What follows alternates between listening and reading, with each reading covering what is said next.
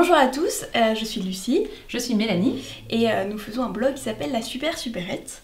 Alors on va aujourd'hui vous montrer comment faire une pâte brisée. La pâte brisée c'est un grand classique des pâtes à tarte. Elle peut servir à faire autant des tartes salées que des tartes sucrées, mais aussi des tartelettes et des flans.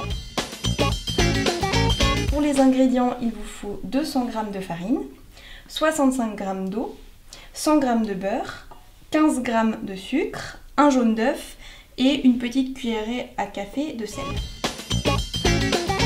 C'est parti, on met la farine. Donc le beurre, on va le couper en petits morceaux.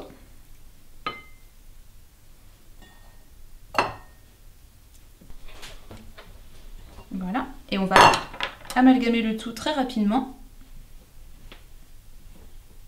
Voilà, du bout des doigts. Donc comme il est mou, ça se mélange bien à la farine. Donc là j'ai bien amalgamé la farine et le beurre. Et je vais maintenant faire un puits.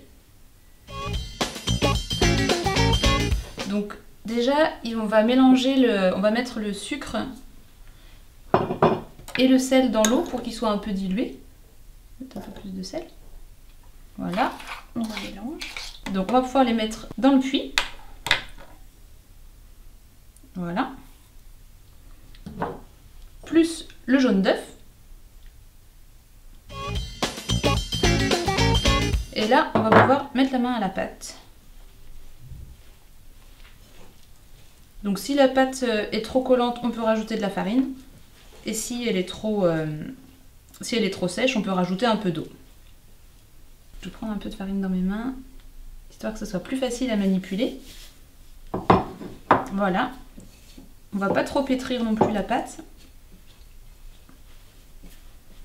On va faire une belle boule. Voilà, donc nous avons une belle boule. On va pouvoir ensuite la mettre dans un film alimentaire pour la garder au frais une demi-heure. On peut la laisser aussi toute une nuit au frigo, ça va pas lui faire de mal. Le but c'est de la laisser reposer. On la porte au frais.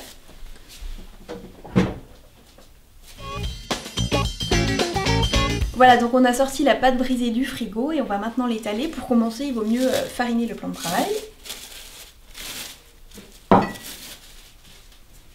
Donc voilà, on a notre belle pâte. On va pas trop non plus la manipuler.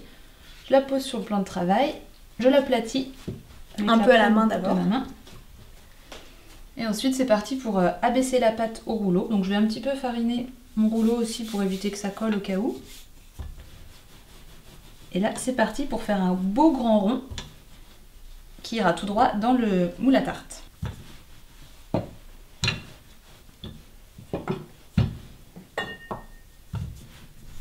C'est parfait. Voilà. Donc on a une belle pâte. Et maintenant, ce qu'on peut faire pour la transporter, pour la mettre dans son moule à tarte, on la plie en 4.